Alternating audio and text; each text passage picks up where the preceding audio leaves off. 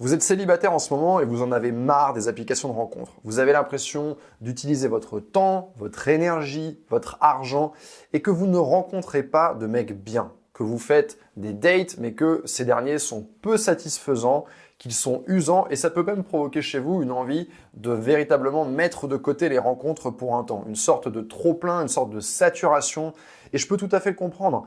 Après avoir enchaîné une série de dates foireux, eh bien, parfois on a simplement envie de faire un pas de côté et de se reposer parce que ça nous a usés. Alors, qui sont les mecs bien? Où sont-ils?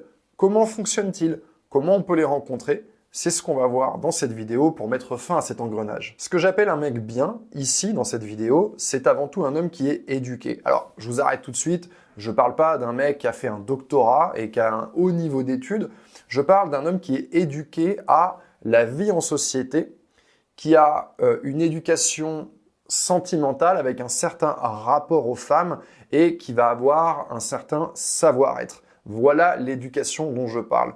Une éducation qui fait que dans son comportement, cet homme, généralement, autour de lui, avec vous, va avoir tendance à se comporter de la meilleure manière qui soit. C'est un homme qui va faire attention à son image, pas uniquement au sens physique et vestimentaire du terme, mais son image de manière générale, l'image qu'il va dégager, l'image qu'il va renvoyer auprès des gens qu'il ne connaît pas, mais également auprès des gens qu'il connaît. C'est également un homme qui va savoir prendre soin, c'est-à-dire prendre soin de lui-même, on l'a vu avec l'image, mais ça passe aussi par l'utilisation de son propre temps, comment il emploie son agenda, à quoi il emploie son agenda, prendre soin donc de lui-même et de ses relations et des gens qui l'entourent. En ce qui vous concerne, en ce qui concerne la vie amoureuse, un mec bien, c'est un homme qui va être capable d'avoir de bonnes manières avec vous sans être dans l'excès, qui va être capable de vous montrer qu'il a envie de prendre soin de vous, que ce soit pendant un rendez-vous, après un rendez-vous, entre deux rendez-vous. Il y a cette intention de bien vous traiter de manière générale. Donc c'est une forme globalement,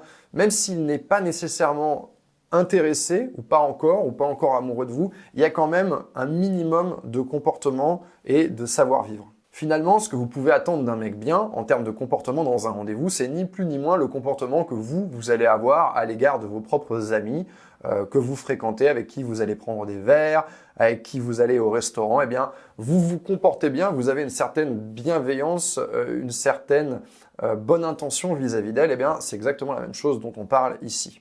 Et pourtant, ce qui vous paraît normal avec vos amis, eh bien, c'est paradoxalement peut-être la chose qui vous manque aujourd'hui dans vos rendez-vous amoureux. Il est tout à fait légitime de se demander pourquoi je ne rencontre pas de mecs bien. Pourquoi, dans le lot d'hommes que je rencontre, les hommes bien sont-ils aussi rares? Eh bien, à mon sens, c'est parce que le lot dans lequel vous piochez, dans lequel vous pêchez, on peut imaginer un étang, on peut imaginer une mare, contient peu de mecs bien. Les mecs bien sont sous-représentés dans le lot d'hommes auquel vous avez accès, mais dans d'autres lots, à d'autres endroits, dans d'autres étangs, dans d'autres mares, eh bien, les mecs bien sont un peu plus nombreux. Il faut comprendre une chose, c'est que les mecs bien sont plus prisés que les autres hommes. C'est-à-dire qu'ils vont évoluer davantage dans l'abondance, là où les hommes qui ne sont pas des mecs bien vont être davantage dans la rareté. Et donc, un homme qui est davantage dans la rareté va avoir tendance à déployer plus d'efforts pour se faire connaître des femmes, pour provoquer ces rencontres, là où un mec bien, lui, va plutôt avoir tendance, parce qu'il est dans cette abondance, parce que les femmes le reconnaissent, parce qu'il est davantage prisé, eh bien ce mec bien, il va avoir tendance à être détendu, à faire moins d'efforts et à être davantage dans la disqualification. C'est-à-dire qu'un mec bien, de par cette abondance, va avoir un comportement où il va dire non beaucoup plus que oui. Il va être dans cette posture où, eh bien, il peut laisser les femmes venir à lui et il peut un petit peu comme ça étudier les candidatures, s'imaginer avec une, s'imaginer avec une autre et il a un véritable pouvoir de décision de par cette abondance. Je vais prendre l'exemple des applications de rencontres parce qu'il y a des mecs bien sur les applications de rencontres. Je connais des hommes dans mon cercle social que je peux qualifier de mecs bien selon la définition que je vous ai donnée précédemment qui vont utiliser les applications de rencontres. Qu'est-ce qui va se passer avec ces hommes-là? Comme ils savent qu'ils sont plus prisés, eh bien, ils vont avoir tendance donc à disqualifier beaucoup. Sauf que vous, de votre côté, vous n'allez pas le voir. Ça va être complètement transparent. Parce que les applications de rencontres ont rendu invisible le refus ou le rejet. Là où il y a 10 ans, il y a 15 ans, vous saviez très bien quand vous parlez avec un homme si la sauce prend ou pas. Puisque soit la conversation, elle se continue et on échange nos coordonnées, soit on se sépare et on se perd de vue dans le bar. Dans les applications de rencontres, on n'en sait rien. On va mettre des likes sur des profils. Parmi ces profils, il y a des mecs bien, mais ces mecs bien, eh bien, comme ils sont dans une position de pouvoir, comme ils sont très prisés, ils vont avoir tendance à disqualifier beaucoup et à être très pointilleux. Donc on a une forme comme ça de refus invisible où on a cette sensation que bah voilà, on n'y a jamais accès. En fait, peut-être que ces mecs bien n'arrivent jamais dans notre flux de conversation, on n'a pas l'occasion d'échanger avec eux et on n'a pas non plus l'occasion de les rencontrer comme on pouvait le faire au préalable dans un bar où là, on avait tendance à croiser toutes sortes de personnes et on voyait très bien tout de suite à qui on avait affaire et avec qui on avait ses chances. Alors bien sûr, ne vous méprenez pas, je ne dis pas ici que c'est plus facile pour certaines personnes que pour d'autres, ça ne veut pas dire que tous les mecs bien se retrouvent dans une relation épanouissante en claquant des doigts, mais juste que vous, de votre point de vue, si vous êtes une femme célibataire et que vous utilisez notamment les applications de rencontres, eh bien, vous allez avoir davantage mis en face de vous les hommes qui déploient de l'énergie pour se faire connaître. Je dis les applications de rencontres, mais c'est vrai également dans la vie. Des hommes qui vont venir vous parler directement, des hommes parfois que vous pouvez qualifier de relous. Ça peut être également vrai sur les réseaux sociaux avec des hommes qui vont vous envoyer des messages privés, par exemple, sur des plateformes comme Instagram. Comprenez-moi bien, quand je parle de mecs bien dans cette vidéo, c'est une image. Je parle des hommes qui vous plaisent à vous, là où d'autres hommes vous plaisent un peu moins par leur comportement ou par l'image qu'ils vont dégager. Je me permets de le dire ici parce que c'est important, que l'on n'aille pas penser en fait que je discrimine des hommes en disant qu'il y a des mecs géniaux et il y a des mecs qui ne sont pas géniaux et donc tout le monde ne se vaut pas. Non, non, non, c'est pas ce que je dis ici. Il y a les hommes qui vous intéressent davantage et il y a les hommes qui vous intéressent moins. Mais dans ces hommes qui vous intéressent moins, il ne faut pas penser que nécessairement ils en font exprès, que c'est une forme de stratégie, que c'est un rôle qu'ils se donnent parce qu'ils aiment être comme ça. Non, non, non. Souvent, ce comportement que ces hommes peuvent avoir, c'est souvent de l'inexpérience ou de la maladresse. Comme j'ai dit tout à l'heure, des hommes qui sont davantage dans la rareté, bien forcément, ils ont moins d'expérience, ils ont moins d'éducation et ils vont être moins capables de vous faire passer un bon moment parce que ils vont avoir des petites impolitesses, des manques d'attention, peut-être qu'ils vont vous couper la parole, peut-être qu'ils vont passer devant vous systématiquement, peut-être qu'ils vont vouloir séparer une addition en deux jusqu'au dernier centime. Et ce sont des comportements qui, je le comprends, peuvent être agaçants, surtout quand on les met en parallèle, en comparaison avec d'autres comportements qui, là, du coup, sont beaucoup plus valorisants pour vous. Donc voilà, peut-être que ces hommes-là vous sollicitent davantage parce qu'ils galèrent un peu plus, donc ils vont avoir tendance à solliciter à 360, ils vont déculper leur énergie pour provoquer des rencontres. Dans 95% des cas, ça ne va pas marcher pour eux. Dans 5% des cas, eh bien peut-être que vous vous retrouvez face à eux et que voilà, il y a un truc qui vous chiffonne un petit peu. Tandis que d'un autre côté, les hommes que vous qualifiez de mecs bien vont être davantage occupés, moins présents sur les applications de rencontres peut-être, ou en tout cas quand ils sont présents, vous les voyez moins. Ils ont une vie bien remplie et ils vont avoir tendance à laisser les femmes venir à eux et voir un petit peu ce qui se présente, quelles sont leurs opportunités. Ce sont bien souvent deux façons de séduire qui sont très différentes. Je l'ai observé à de nombreuses reprises. D'un côté, on a des hommes qui sont plus, qui vont aller de l'avant, qui vont aller au charbon, comme on peut dire. Et il y a d'autres hommes qui vont un petit peu plus se laisser porter.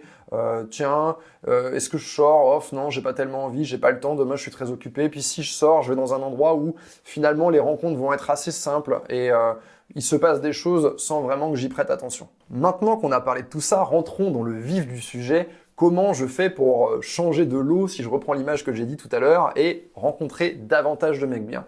Eh bien pour ça, il faut changer un petit peu ses habitudes. Comme on dit, continuez à faire ce que vous avez toujours fait, eh bien vous allez continuer à obtenir ce que vous avez toujours obtenu. Donc ça ne peut pas se passer sans un changement de quelques habitudes. Votre plus grande chance de rencontrer des mecs bien, elle est dans votre vie quotidienne, peut-être plus que dans les applications de rencontres. Alors, je dis pas qu'on peut pas rencontrer des mecs bien sur les applications de rencontres, ils y sont, mais encore une fois, l'océan est vaste et quand je pêche dans l'océan, eh bien, je ne sais pas ce que je vais pêcher, si je peux faire une image un peu marrante comme ça. Donc, Voilà, ça peut prendre du temps sur une application de rencontre. Or, dans la vie de tous les jours, eh bien, on peut avoir un impact sur les rencontres qu'on va faire parce qu'on va les faire à travers quelque chose. Je dis pas que nécessairement dans la vie de tous les jours, vous devez vous balader en permanence dehors comme ça et puis chercher le mec bien, où est-ce qu'il est? Oh, il est ici, il est là. Non. En fait, dans la vie de tous les jours, ce que vous avez les moyens de faire, c'est de réduire en fait le champ des possibles en allant directement dans des endroits qui vont vous faire rencontrer un certain type de personnes. C'est quelque chose d'assez sociologique en fait. Vous devez donc cibler un ou plusieurs endroits, une ou plusieurs activités qui va vous permettre de rencontrer des gens différents. Je retire immédiatement l'activité à laquelle vous avez peut-être pensé en premier, qui est la fameuse salle de sport. Cette fameuse salle de sport dans laquelle, à mon sens, d'abord les rencontres se font très peu parce que tout le monde est un petit peu occupé et il y a la pression sociale avec le regard des gens en permanence. Les hommes vont aussi également beaucoup regarder les femmes et il y a des hommes assez téméraires qui vont aborder la salle de sport, mais peut-être est-ce les hommes qui sont davantage stimulés par le physique. D'accord? Donc pour moi, la salle de sport, ce n'est pas un endroit à mec bien, si je puis dire. On va donc chercher à aller sur des activités un petit peu plus pointues ou des centres d'intérêt un petit peu plus pointus. On peut imaginer par exemple, tiens, je vais aller dans des endroits où les gens apprennent des choses. Finalement, il faut faire un petit peu de sociologie. Il faut regarder le type d'homme que vous aimez et il faut chercher à comprendre ce type d'homme. Qui est-il? Que fait-il? Comment vit-il? Où va-t-il? Quels sont ses hobbies? Quels sont ses centres d'intérêt? Où va-t-il dépenser son argent? Dans quel genre d'activité? Où est-ce qu'il part en vacances? Toutes ces questions, vous pouvez vous les poser. Quelles sont les activités des hommes que vous convoitez? Regardez un petit peu à quoi ils s'intéressent. Est-ce qu'ils s'éduquent? Est-ce qu'ils vont par exemple apprendre une langue? Est-ce qu'ils vont apprendre... Vous savez, il y a beaucoup de choses qu'on peut apprendre, on n'y pense pas nécessairement tout de suite, mais moi, dans mon sac social, j'ai beaucoup d'hommes qui vont apprendre, qui vont passer des diplômes, comme pour faire de la plongée sous-marine, parce qu'ils veulent aller en vacances pour aller plonger dans des récifs de corail. Donc à un moment donné, vous avez besoin d'un papier qui dit que vous savez plonger, et donc vous allez vous entraîner quelque part, et ça dure assez longtemps. Ils vont faire ce genre d'activité. Ils vont aller apprendre à plonger, il y en a d'autres qui vont apprendre à conduire un bateau.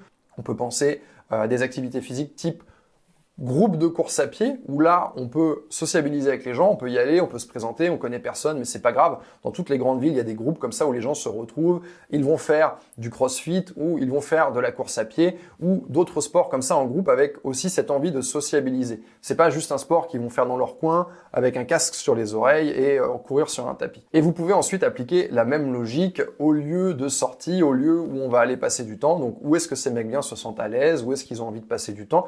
C'est pas nécessairement dans les clubs à 4 heures du matin, c'est pas nécessairement dans les bars où on se bourre la gueule. Donc à vous de regarder, selon votre personnalité, selon la ville où vous habitez, où les hommes se retrouvent.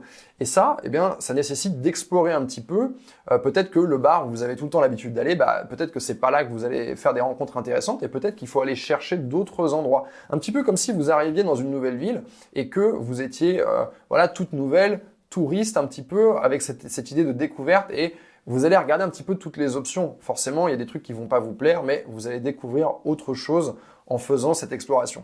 Je vais vous raconter une anecdote pour finir cette vidéo, mais avant ça, si cette vidéo vous a plu, pensez à mettre un pouce vers le haut. C'est important pour nous, ça nous fait monter dans l'algorithme et ça nous permet de savoir que vous avez apprécié notre travail. Donc une anecdote toute bête pour terminer cette vidéo, mais qui illustre un petit peu ce que je viens de vous conseiller de faire ici, c'est celle d'une amie qui a travaillé dans un corner beauty d'un grand magasin à Paris, donc un corner beauté pour les hommes, donc elle avait une clientèle masculine quasi exclusivement.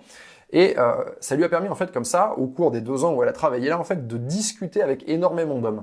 Je parle pas là de faire des rencontres, je suis pas en train de vous dire démissionner et aller travailler au printemps ou aux Galeries Lafayette, non, non, non. Ce que je suis en train de vous expliquer, c'est que cette fille-là, en fait, elle a côtoyé beaucoup d'hommes, et donc elle a pu quelque part comme ça acquérir une finesse, aiguiser son radar, si vous préférez, et elle a cherché comme ça à comprendre en discutant avec ses clients parce qu'elle était très sympathique, c'était une bonne vendeuse. Et donc, en étant sympathique, en discutant, elle a découvert un petit peu qui étaient ces hommes, qu'est-ce qu'ils faisaient dans leur vie, où est-ce qu'ils déjeunaient, où est-ce qu'ils sortaient le soir, où est-ce qu'ils allaient en vacances en été, etc., etc. Et donc, ça lui a permis comme ça d'avoir une finesse un peu plus grande qu'on n'a pas nécessairement comme ça quand on est sur une application de rencontre, où là, l'application de rencontre nous montre le visage d'un mec, une photo que cet homme a choisie, et on doit dire, voilà, est-ce qu'il me plaît ou est-ce qu'il me plaît pas, et on a envie de le faire très rapidement parce que sinon, on va y passer toute la vie.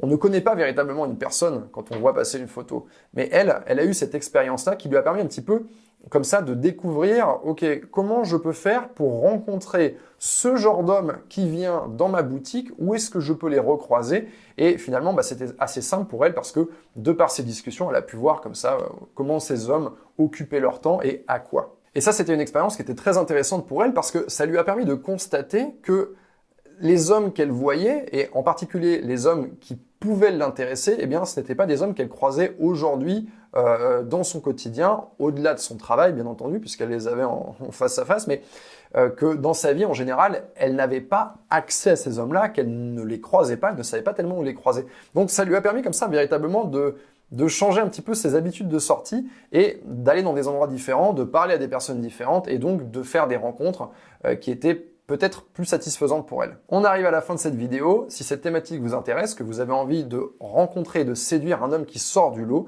eh bien, sachez que j'ai fait une formation à cet effet. Je vous mets le lien de la formation dans la description de la vidéo. Vous pouvez y accéder très simplement. Vous pouvez également lire les avis de toutes celles qui ont participé à cette formation, et elles sont nombreuses. Si ce que je viens de développer ici est une démarche qui vous intéresse, je sens que cette formation va vous plaire. Voilà, c'était Yann pour l'homme expliqué et je vous dis à très bientôt avec une nouvelle vidéo.